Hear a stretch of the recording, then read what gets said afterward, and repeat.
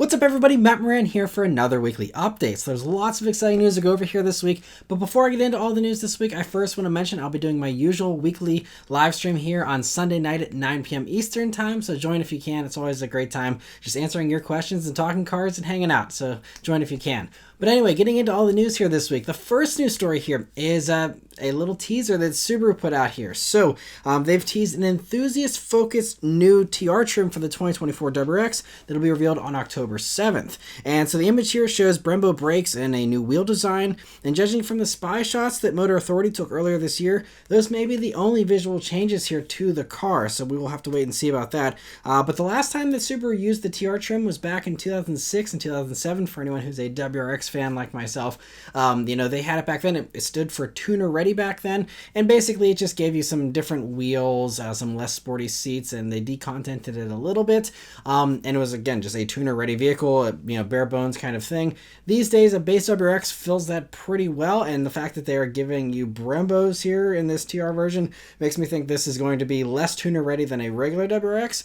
So I feel like this TR trim could now stand for track ready, and that it could be the same kind of packaging we just saw with the BRZ TS that came out, where you have Brembo brakes, new wheels, probably some Sachs dampers that are tuned to be a little different, and maybe one or two little badges or aero pieces, and that's probably going to be the extent of it. That's the safe bet in my opinion. Now they could do some other creative things here. The only other thing I thought of is they could, potentially finally give us the stuff from the GT version with a manual transmission, throw in the Brembos, and have it as a new top trim of the WRX to sit above the GT, but, potentially. So that's another thing. They could do something else entirely, too. We'll have to wait and see. But I feel like getting beneath the, starting price of the very low, like $32,000 starting price already for a WRX, and most dealers discounting those down to $30 already. Going to be hard to, beat that anyway, so I think they're doing a great job with selling lots of base WRXs, so I feel like, having some room in the upper trims might actually make sense, so we'll have to see what they do with that, so that'll be coming out here over next weekend, so I won't be covering it in this next weekly update, but that's something we'll be discussing in the next live stream here, so it'll be interesting to see what they end up doing with that. And so other enthusiast vehicle news here, Nissan has revealed pricing for the Z Nismo this week, along with everyone doing their first drives of it, which unfortunately I wasn't able to do, but the leaked order guide was accurate, and so the starting price is $66,085. And while I haven't driven it, and I probably won't until next spring at the earliest, considering how slow I usually end up getting Nissans in the press fleet here, regardless of how good it is, to me it's going to be tough to justify this price tag. And I know that complaining about expensive sports cars is, something that everyone does these days. And a lot of the times it's just because of inflation and everyone trying to adjust their brains to what a dollar is worth these days. But in this case, it's not even that. So, first off, let's just, lay it all out here. I'm going to do a little mini rant here and then I'll move on, I promise. But I just had to talk about this because this is a major enthusiast thing and a major enthusiast letdown in my opinion. So, starting price of $66,085. That's $13,000 more expensive than the Z Performance. And that's, a pretty big premium for 20 more horsepower, some upgraded brakes and tires, and upgraded suspension components. That is a big premium, even in like the luxury space, that's a big premium. But even here for the regular ordinary vehicles, you don't see a Dark Horse Mustang, for example, being that much more expensive than a comparably loaded up regular Mustang GT. Those types of things, just like 13 grand is a big spread. And then beyond that, you also are forced into the automatic with the Nismo Z. And then also you have, as far as inflation goes and that whole thing, let's blame some of it on inflation, because if you look at in 2020, the last year they sold the 370Z Nismo, that cost $45,790 in 2020. If you convert that to 2023 money, that comes out to $54,260. This is a full $12,000 over even that. So we are far and away beyond the inflation justification for this one, which usually does work. And usually that's the only thing to blame is inflation, and that's it. But with this, that's not the case. They just really overpriced it.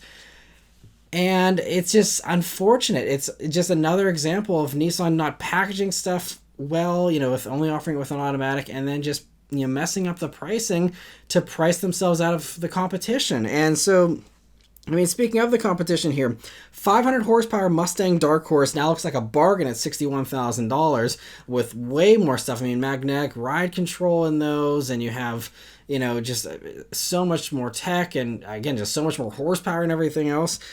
Just so much more car for less money. And then, also the BMW M2 starting price, that starts at $65,000, $1,000 less from an actual luxury brand. A BMW that also, by the way, has more power, offers a manual and an awesome dual clutch automatic. And it's just like, another one that, like, who at Nissan thought, all right, this is a good price? Did they not know about anything else in the market? It's just like, it's bizarre to me. And then, you also have to point out the C8 Corvette, which is still a bargain. Yes, it's gone up in price over the years, but you can still get a base C8 Corvette for about $68,000. So about $1,800 or so more expensive. So it is a little more expensive, but for $1,800 extra, you get a mid-engined sports car with a V8 with way more horsepower and an actual quick, snappy dual clutch, real dual clutch automatic, not some, torque converter 9-speed thing. An actual torque converter, and it's a mid-engined thing for $1,800 extra. And I know people say, oh, no one's going to want a base C8. A base C8 is actually really nice. I've seen a base C8 in person. The interior materials are still going to be nicer than what Nissan gives you in a Z. I can promise you that. So to me, no, a base C8 isn't like some unrealistic, unobtainable thing. You can order one, you can get one, and it's still a nice interior. It still comes with leather seats and all that stuff. So, I mean, I don't know. To me, it's just, there is no way to justify the Z Nismo pricing here. And aside from, diehard Z fans that already had a blank check anyway for whatever it cost, aside from those maybe few hundred people, I don't think anyone is going to buy this. And I guess that doesn't matter because hardly anyone's buying regular Zs. I haven't seen any on the streets. Most of you, when I chat with you in the live stream, none of you have seen a Z on the streets. Dealers are holding them all hostage for way over sticker price. And so they're not out there. So, I'm guessing maybe Nissan doesn't care about pricing it competitively, and they know that they'll just sell a few hundred, and maybe that's all they can make or all they want to make. But if that's the case, do it as a limited production thing. Make it a 1 year only thing, or make it some limited, like we're only doing 100 a year or 300 a year or whatever. Cap it, and then jack up the price even more, So it's like, if that's your strategy, then you're underutilizing that strategy. But if you're trying to actually make it appealing to people, then you're completely just out in left field, like way missing the mark here. And it's unfortunate because this is a pattern that I've been seeing, and many of you have, I'm sure, been seeing as well from Nissan here. And it's a bummer because I'm sure it's a great car in a vacuum, but it's one of those things. It's only a great car whenever you don't consider any of the competition that you can get for less or similar money. So anyway, that's the end of my rant there on the Z Nismo until I maybe potentially get a chance to drive one next year. Although if Nissan watches this, they'll never send me one. But anyway, so very interesting to see that Z pricing. Let me know your thoughts on that in the comments below. But for some much better enthusiast news here this week, and this is really probably one of the best news stories of the year, in my opinion. Ward's Auto is reporting this week that according to some data from JD Power, manual transmission popularity is rising, going from just 0.9% of all new cars sold back in 2021 up to 1.2% in 2022 and now 1.7% in 2023. And some people might laugh. We're still talking about less than 2% of the new car market is manual transmissions. But at least the trend is reversing, because for years and years it was, oh, no one wants a manual anymore. No one's buying manuals. Manual take rates are dropping off the map and all this. And I'm sure that maybe is the case for certain models still, but this shows that there is a rising popularity and they've reversed the trend. So I'm hoping that we've seen the bottom of the manual days, at least for a while, and hopefully it sounds like this is continuing to have a little bit of a resurgence. We will see just how much of a resurgence it has, but at least it's heading in the right direction now and in a better direction than before. So it's also interesting that CarMax told Ward's Auto that used manual popularity is also rising, with sales of used manuals at CarMax at least increasing from 2.4% in 2020 to up to 2.9% in 2022, and hopefully continuing to be maybe over the 3% mark here this year if the trend continues. And so, again, we're talking about just as small of a percentage really as the new car stuff, but again, it's starting to have more resurgence. And the most encouraging thing is this isn't just, I mean, they said that some of these sales were justified by nostalgia and throwback culture and people just kind of either older people wanting the nostalgia thing or new people being like, hey, this is this fun, like old fashioned thing with a manual. I'm going to go for that. But they also said that buyers in their 20s played a significant role in that increase. So this means that, yes, the younger generation actually does want to drive. And yes, the younger generation, is seeking out these cars. They want them. They can afford them, at least on the used market, according to CarMax.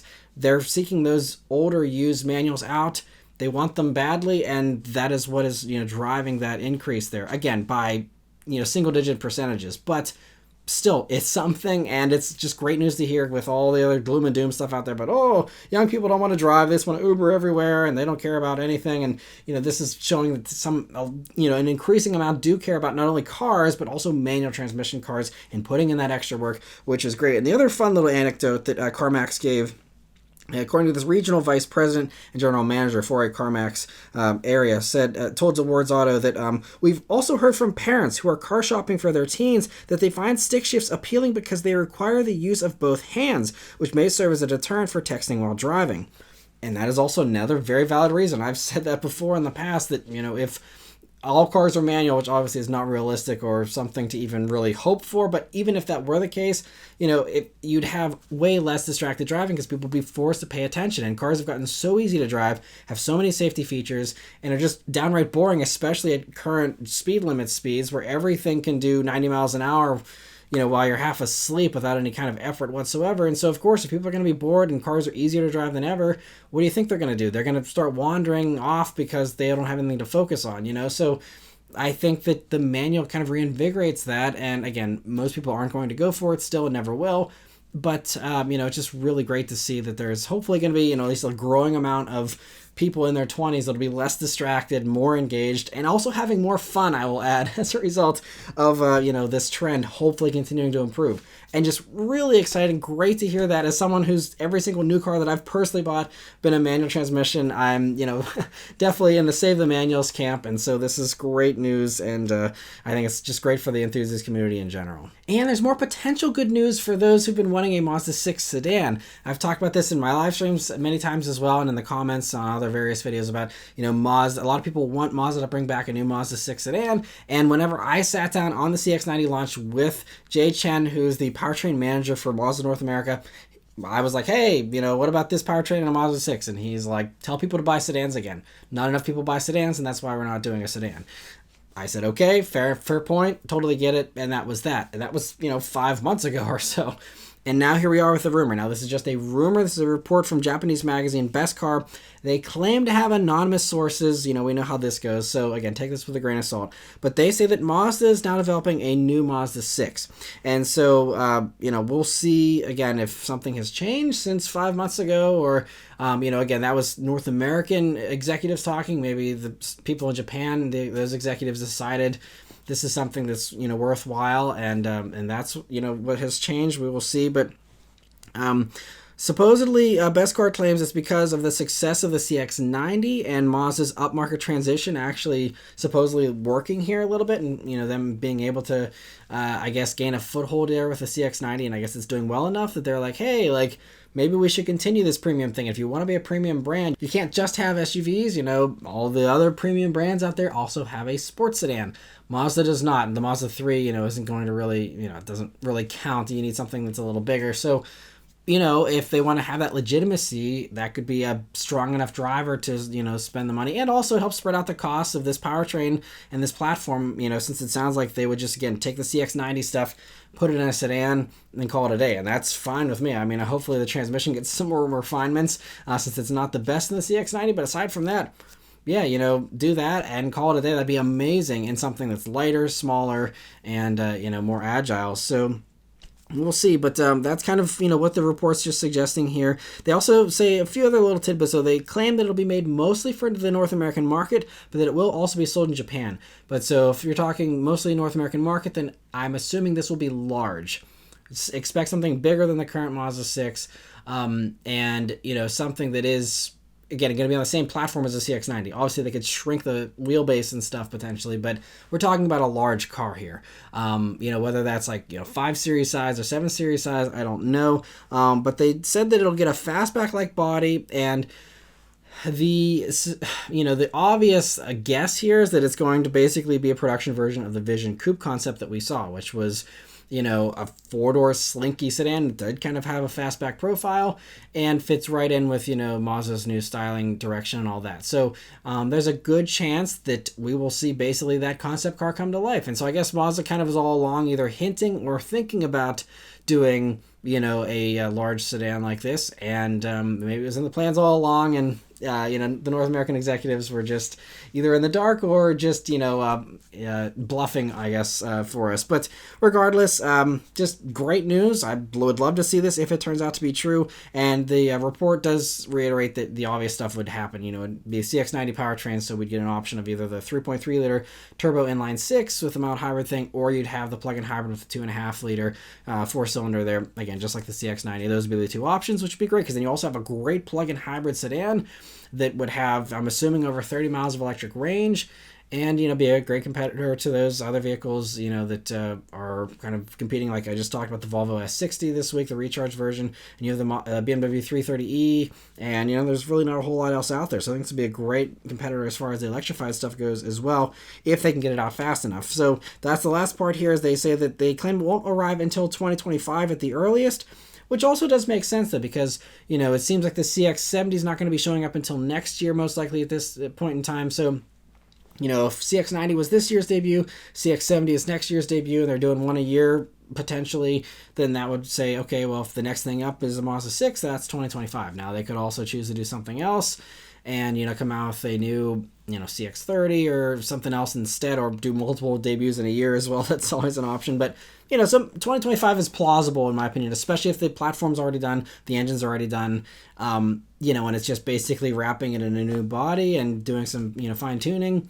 I could see that coming, by 2025, no problem, I think. So, anyway, great news, potentially. Again, just a rumor. But, this one seems a little more credible, makes a little bit of sense. Again, if they got that approval, I think everything else is probably smooth sailing. So, anyway, interesting to hear that. Genesis this week has revealed the refreshed 2024 GV80 and GV80 Coupe, which is new here. And so first off, the regular GV80 though. So it gets some subtle tweaks like a lower and wider grille, slightly revised lights, and new bumpers, with the back bumper now hiding the exhaust tips. There's also new wheels and colors, and inside it gets totally reworked, from the new steering wheel to the whole new dashboard that now gets a big 27-inch OLED display that's one single display there, but does do, of course, the gauges and the infotainment, along with thankfully keeping controls for volume, tuning, and the HVAC controls there, which is also great considering a lot of other companies are getting rid of that stuff. The powertrains carry over unchanged, but wasn't any complaints there, so I think that's fine. And then as far as the Coupe version goes, that is definitely toned down from the concept that we saw back in April, but does get some slightly sportier styling here, with a unique front bumper, and then that sloping rear roof line that blends into a nicely integrated spoiler, which is pretty large there in the hatch, and is a good bit different than a regular GV80 here. And you also have the roof spoiler there, and you have the pronounced exhaust tips. But sadly, they did tone down the lighting a lot, so it doesn't have the full width tail lights or the wraparound front lights that were so cool. And those things didn't seem that far-fetched. Like, I'm kind of surprised they didn't do that on all GV80s, at least as far as the back-end, lights. That's the trend these days, and that's the only, little miss that I kind of see with this whole refresh here. It's still a great-looking vehicle, and it's still totally fine, but, I think they could have made a little bit more of a splash with those full-width lights, but maybe that'll come, for the next generation or something. It also gets unique wheels in a bearing blue color, but the interior appears to be unchanged from the regular GV80, aside from having likely, less rear headroom and less cargo space, presumably, as well. One other unique thing here is that while the Coupe is available with the same engines as the GV80, the 3.5 liter twin-charged V6 from the G90 is available as an option as well. So that increases power from the previous top engine, which did 375 horsepower, to now 409 horsepower, and from 391 pound-feet of torque to 405 pound-feet. It also gets a Sport Plus driving mode with an adjustable brake pedal feel and extra sound mode that's designed to sound like a large displacement sports coupe's exhaust, whatever that means. So I'm guessing something a little burlier and bassier, which I feel like it's not lacking with the current 3.5 liter motor. But, sounds interesting. We'll have to try it out eventually. And all this info, by the way, is from the Korean debut.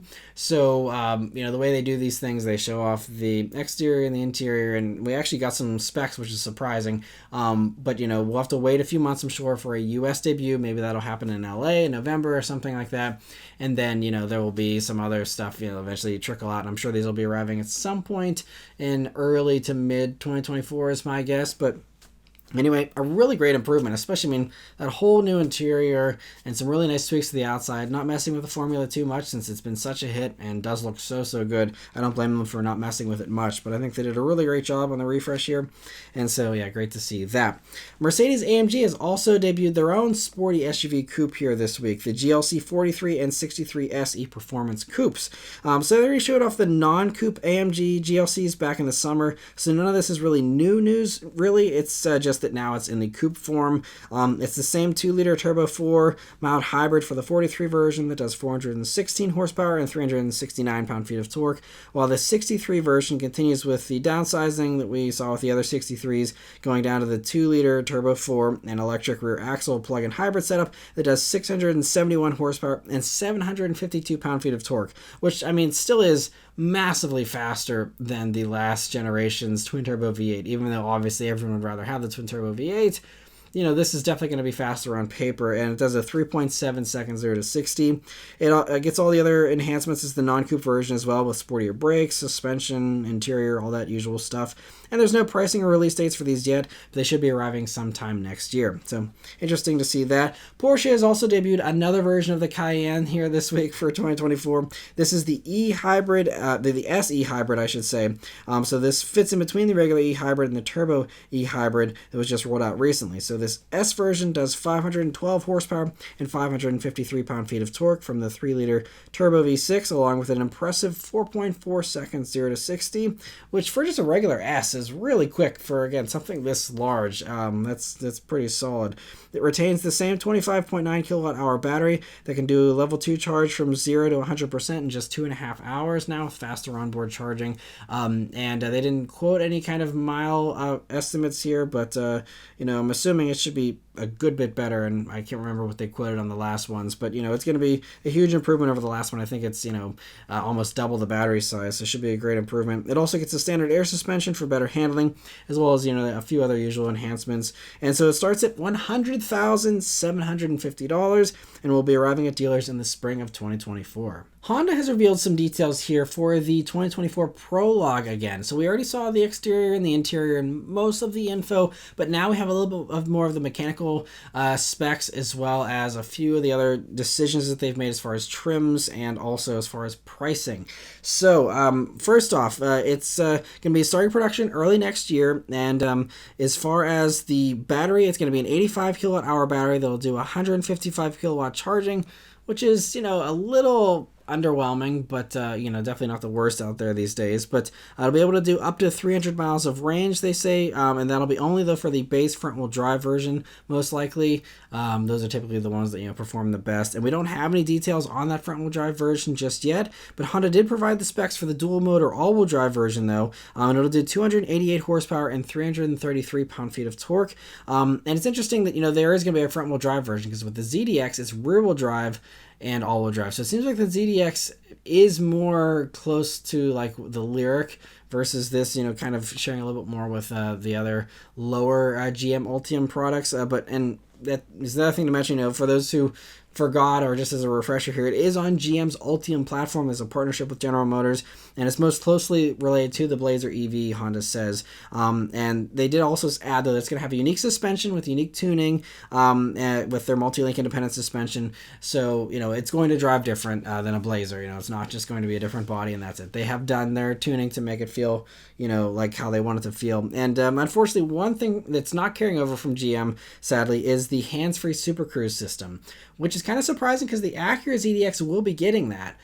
So why they gave it to the Acura and not to the Honda, I'm not sure why, because the Blazer does have Super Cruise available. So I'm not sure the Prologue was just the one that lost out there in the deal, and they figured it was more important to have it in the Acura if they had to pick one or the other. But also, the Prologue won't have a frunk. And so that's interesting because it's going to be 8 inches longer than a CRV and about 5 inches wider, yet somehow it lost over 10 cubic feet of rear cargo space compared to the CRV, with Honda only claiming 25.2 cubic feet of space back there, which really is a miss, because then it's like, where is that extra space going? I'm assuming, I guess, it's going to have a lot more rear legroom, but a CRV is already tons of rear legroom for that segment.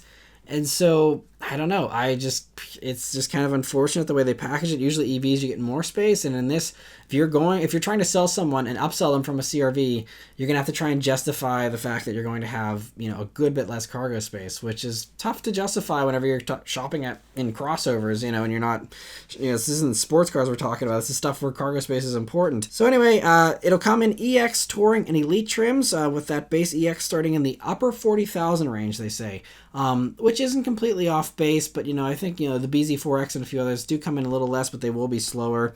But I mean, just to compare though, that upper 40,000, which I'm assuming means something above 45,000, that's going to be roughly a premium of at least about $15,000 or so over an EX CRV, which again is going to have similar base equipment, it seems. Now, obviously, the Prologue here is going to have a lot more power, and it's also going to have, the better tech of the bigger screens and all that. So there's certainly some improvements there. It's not a direct comparison, and it's still just, it's another one of these ones. There's some other vehicles like this where they price them so it's such a premium to go for the EV. Now, Honda did say it's going to be built in North America, so you are going to hopefully be getting the full $7,500 tax credit, so that wipes out half of that, potentially, if you are eligible and all that. So that helps, but again, we're still talking about, a premium of, probably about $7,500 or something, over a CRV, while you get less cargo space. Again, we'll see how it shakes out for them. And I think if nothing else, the Prologue will be a win for everyone that wanted the Blazer or the Equinox or anything else that's an electric GM vehicle, but actually wants Apple CarPlay and Android Auto integration, since GM has said they're not going to be offering that in their EVs. This gives you that integration. So I've actually seen in the comments, many of you have said, yeah, I'm not going for a Blazer anymore. Maybe I'll go for the Prologue instead, because I want that smartphone integration and it's that important to them. So I think Honda's going to really win out over GM with that alone. And so anyway, very interesting to get those details. BMW this week has teased the next generation X2, and as you can see, it may try to be a baby XM with its own large grille that's underlined by illumination there, and that's all we see and know so far, although there's a decent chance that mechanically it'll be pretty closely related to the new Mini Countryman, because that's typically, it's been on that same Mini platform for the X1 and the X2 in the past. So, that would mean that we're going to end up getting, a gas version, a plug-in hybrid, I believe, and then also a fully electric version. We'll see about all that, but as far as the rumors go, they're saying that this could debut before the end of this year, so should be coming pretty quickly, and so we'll stay tuned for more teasers, I'm sure, in the near future here. Also, moving on here, Autocar has sat down with the head of products at Alfa Romeo, who talked a bit more about the vehicles we can expect from Alfa Romeo here over the next few years. So he confirmed that there are some items from Alfa Romeo that we don't kill. One is the Spider, the other is the love of cars. We do want to continue them because that's the brand. And by cars, I am assuming he's meaning stuff that's not a crossover or SUV. And so he added that the main point is to make sure that when we do it, we are credible, are sustainable, and don't just throw something on the market for the sake of it. It's always a good goal to have. He also said that first you need to have a solid lineup, and then, of course, the Spider has to be the cherry on the cake. And so previously they told us that Alfa Romeo would be getting a new debut every year for the next 5 years here. And so this suggests that this new sports car will come after everything else in the solid lineup, suggesting a sports car will be coming that's called a Spider in 2027. And so by that time, Alfa will be fully electric as well, if everything goes according to plan. That's their 2027 is when all these new models they're debuting are going to be electric, and by that point, they'll be fully converted over to EVs. And so as far as the driving experience with EVs, he also added that it's not what you hear, it's what you feel, and said we're working on how to transfer that into a vibe more than sound and something that will resonate in your ear, because you need to get something from your gut. So expect something, some kind of noise generator that also, produces some kind of vibrations or something to give you that kind of feeling, and this is the same kind of stuff that Hyundai's been playing around with here with the Ioniq 5N, and Dodge is playing around with, and I'm sure maybe the people at Alfa are, trying to see what Dodge is doing with the Charger and maybe do something like that. We'll have to see. But anyway, all sounds interesting, and we'll see how it plays out for them. And for the last news story here this week, Business Insider Germany is reporting that according to a letter that was sent out to German dealers recently, production of the current G-Class will end in the first quarter of 2024, and that'll be replaced by a new electrified G-Class along with a fully electric EQG, which I guess are both coming at some point next year. And it's kind of surprising though, because the current G-Class is like maybe 5 years old, and considering the previous generation lasted for decades, I did not expect them to have an all new or a heavily redone version in just 5 years. But, it's certainly good to keep it on a typical product cycle like everything else. But just with the G-Wagon, it seemed like everyone was just fine with it being old and outdated. I mean, the new one's still very modern, so I'm kind of surprised they felt the need to do that much, changing to it. But as far as what to expect beyond the electrification here, the chief engineer of the G-Class told Autocar that many of the things learned from the EQG development ended up also benefiting the gas-powered version, and so they incorporated many of those changes into that as well. And so he said, "We really improved the aerodynamics without changing the shape. So when the facelift comes next year, the cars will have most of the aerodynamic improvements as well, with a tremendous reduction in fuel consumption." And even though those don't sound like large changes, he added that most customers won't see it even if they stand in front of the car. So, and from the spy shots, it doesn't look much different than the current vehicle either, so there must be some really trick stuff going on behind the scenes to improve that efficiency. If he's talking about these, massive reductions in fuel consumption, that's a lot for something that still looks like a brick, according to the spy shots. So I'll be curious to see, if he's exaggerating here or if it really is huge and what kind of, crazy tech they're using in order to achieve that. But anyway, interesting to hear that, and I'm looking forward to hearing more next year. And lastly, I want to thank all of you that are members of the Maran Motoring Club. So we did have one new member that actually joined here this week. So I want to give a big thank you to Rally Myron for becoming a member. I really appreciate the support, Rally, and I hope you're enjoying the perks here so far on the channel. And also be sure to join in the next live stream if you can, where all members do get priority answering. I'd love to chat with you more there if you're able to make it. And I also want to give a shout out to Kyle for also gifting memberships here in the last live stream as well. They just went to people who were able to rejoin, but I'm very happy that more people are able to rejoin here and continue on with their memberships as well and continue to get those perks thanks to Kyle's generosity. So thank you so much, Kyle, for that support every week. I appreciate it, and I'm sure many of the members that are still in the membership club here, thanks to your generosity, really appreciate it as well. So anyway, for anyone else that'd like to join and become a member, there's always join buttons here on the video page, on the channel page, and also a link in the description. But anyway, that's it as far as all the news this week, guys. Let me know your thoughts on all this stuff in the comments below. Please also leave a like and subscribe to keep these videos coming, and I'll see you guys in the next one. Take care.